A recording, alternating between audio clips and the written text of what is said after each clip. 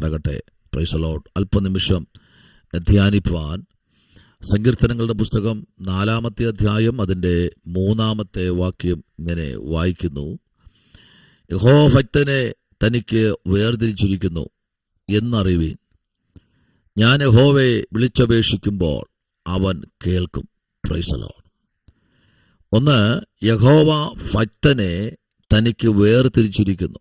ആമേൻ. ഒരു ഭക്തനെക്കുറിച്ച് ദൈവത്തിന് എന്തുമാത്രം കരുതലുണ്ടെന്നറിയാമോ? സ്തോത്രം. ഒരു ഭക്തനെക്കുറിച്ച് ദൈവത്തിന് ഒത്തിരി ആമേൻ പദ്ധതികളുണ്ട്. ആ പദ്ധതിയിൽ കൂടെയൊക്കെ ഒരു ഭക്തനെ ദൈവം നടത്തും. Price the Lord. കഷ്ടതയുണ്ടാകും, വേദന ഉണ്ടാകും, വിഷമങ്ങളുണ്ടാകും, സങ്കടങ്ങളുണ്ടാകും, ഒറ്റപ്പെടലുണ്ടാകും. പക്ഷേ യഹോവ ആമേൻ ഭക്തനെ തനിക്ക് വേർതിരിച്ചിരിക്കുന്നു. എന്താണ്? യേശു കർത്താവ് ഈ ഭൂമിയിൽ ആമേൻ സഹിച്ച ചില കഷ്ടതകൾ സഹിക്കാനാണ് തൻ്റെ ഭക്തന്മാർക്ക് ദൈവം ചിലത് നൽകുന്നത്. സ്തോത്രം. ഇപ്പൊ കഷ്ടത വരുമ്പോൾ ഭാരപ്പെടണ്ട, വേദന വരുമ്പോൾ ഭാരപ്പെടണ്ട. ദൈവം നിന്നെ വേർതിരിച്ചിരിക്കുക ദൈവത്തിന് വേണ്ടി. അപ്പൊ ദൈവത്തിന് വേണ്ടി ദൈവം ആമേൻ തന്നെ ഭക്തന്മാരെ വേർതിരിക്കുമ്പോൾ അത് നമ്മൾ ഒന്നുകൂടെ ഒന്ന് അറിയണം. ദൈവം എന്നെ വേർതിരിച്ചിരിക്കുക ദൈവത്തിന്റെ പ്രവൃത്തിക്ക് വേണ്ടി. സ്തോത്രം. എന്നാൽ ഇയ്യോബ് ഒന്നുകൂടെ അതിനെ ആമേൻ ഉറപ്പിച്ചു പറയുകയാണ്. ഇയ്യോബിന്റെ പുസ്തകം 1-ാമത്തെ അധ്യായത്തിന്റെ 10-ാമത്തെ വാക്യം പറയും, നീ അവന് അവന്റെ വീട്ടിനും അവനുള്ള സകലത്തിനും ചുറ്റും വേലി കെട്ടിയിരിക്കുന്നല്ലോ.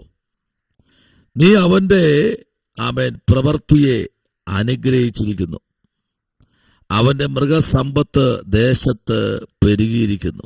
സ്തോത്രം. നമുക്കറിയാം, ഇത് യഹോവയുടെ സന്നിധിയിൽ സാത്താൻ പോയി വാദിക്കുകയാണ്. കാരണം സാത്താൻ അക്കമിട്ട് നിരത്തി വച്ച് പറയുകയാണ്, പ്രൈസ് ദി ലോർഡ്, നീ അവനെ ഐശ്വര്യമായി മാനിച്ചിരിക്കുകയല്ലേ, എനിക്ക് അവന്റെ ഭവനത്തിലൊന്ന് കയറാൻ പറ്റുന്നില്ല, എനിക്ക് അവന്റെ മൃഗസമ്പത്തിലൊന്ന് കയറാൻ ആമേൻ അതിനെ ഒന്ന് തൊടാൻ കഴിയുന്നില്ല. ആമേൻ. അത്ര ശക്തമായ തലത്തിൽ സാത്താൻ വാദിക്കുകയാണ്. പക്ഷെ അവിടെയൊക്കെ ദൈവഭക്തന്മാരെ തനിക്കായി വേർതിരിച്ചിരിക്കുന്നു എന്നുള്ള കാര്യം ആമേൻ ഒന്നുകൂടെ അറിയേണ്ടതായുണ്ട്. Price the Lord. സാത്താൻ ചെന്ന് നേരെ യഹോവ തന്റെ ഭക്തനെ വേർതിരിച്ചിരിക്കുന്നു. കാരണം ഇയ്യോബിനെ തനിക്കായി വേർതിരിച്ച ദൈവമാണ്. അപ്പൊ ഇയ്യോബിനുള്ള ആമേൻ സകല മൃഗസമ്പത്തുകളെയും ശത്രു എണ്ണി നോക്കി. 7000 ആട് കുറെ സമയമെടുത്ത് എണ്ണി നോക്കാൻ.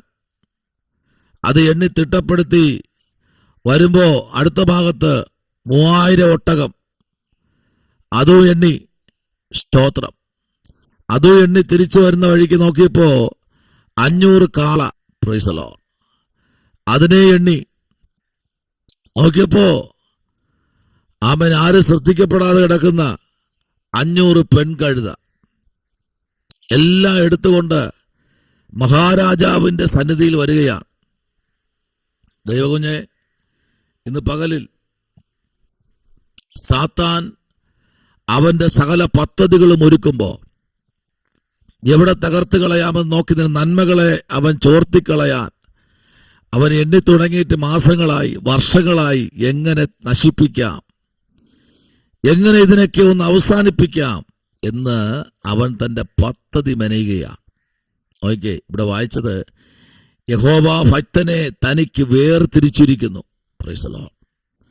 അപ്പൊ ഇവരാരായിരിക്കണം? വേർപെട്ടിരിക്കുകയാ. Praise the Lord. എല്ലാ തലത്തിലും ഇവർ ആമേൻ ദൈവത്തോട് പറ്റിയിരിക്കുന്നവരാ.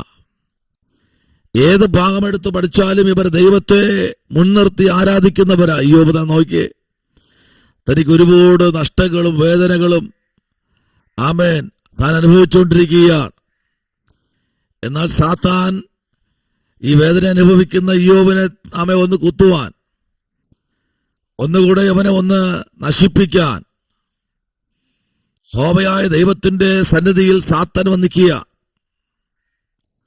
ആമേൻ. വെറുതെയോ ഇയ്യോബ് ദൈവഭക്തനായി തീർന്നിരിക്കുന്നത് വെറുതെ ആണോ?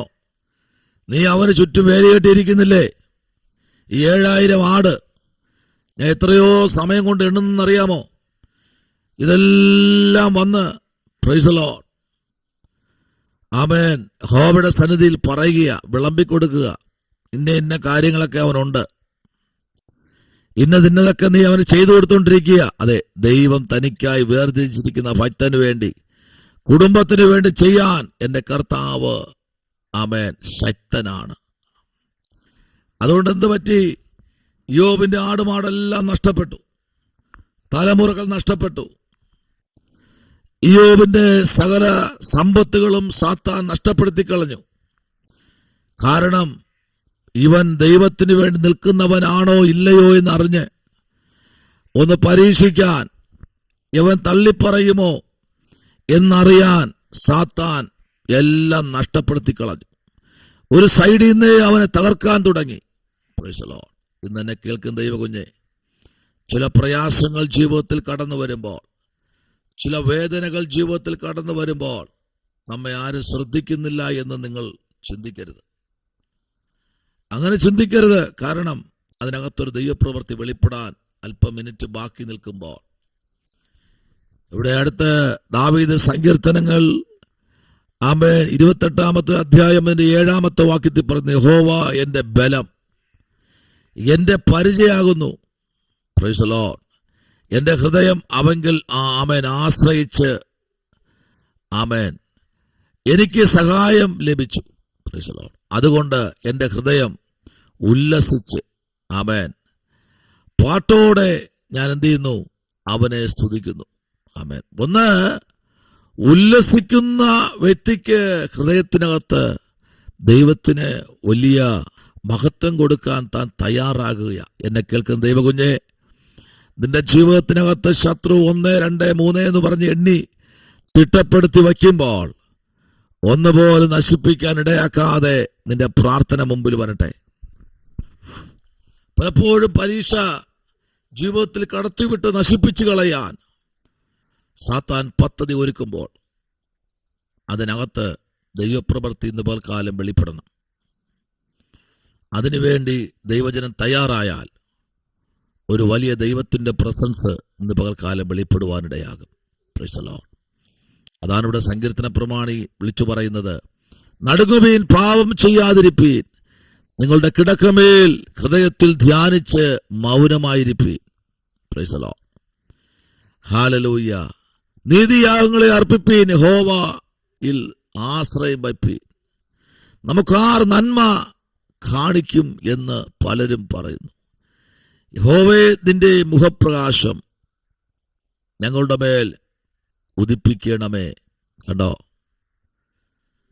ദൈവത്തെ വിളിച്ച് അപേക്ഷിക്കുന്ന ആമേൻ ഒരു തലമുറയെ ദൈവം അവിടെ എണീപ്പിക്കുകയാണ്.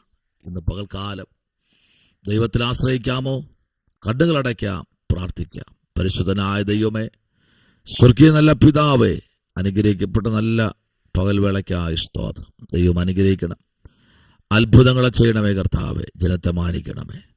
പ്രാർത്ഥന കേട്ടിരിക്കാൻ സ്തോത്രം, യേശുവിൻ അൻപുള്ള നാമത്തിൽ തന്നെ. ആമേൻ. God bless. ദൈവം നിങ്ങളെ അനുഗ്രഹിക്കട്ടെ.